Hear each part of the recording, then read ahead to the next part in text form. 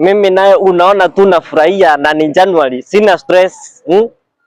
Mimi January niko sina stress, na kula nyama, sikuli cabbage kama nyinyi. Mtoto mdogo unashangaa, why am I so this happy? Juu nilijua siri moja, rent ya January nililipa November. Because I knew this month when it comes, some people get some partition na tasifikia kama wanaweza airisha siku zao za kuishi kwa hii dunia because you have spent all the money and you don't know how to panga yourself. Nonsense.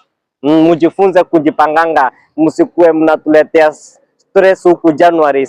After tumeenjoy machapati ziko kwa nyama na nyama ziko kwa tumbo na some foundation ya samaki na kagines kana roll over polepole January, tukifikiria mambo ya biashara.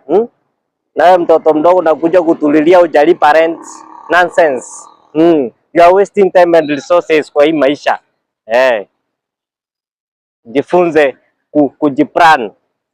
Useless wastage of time and resources.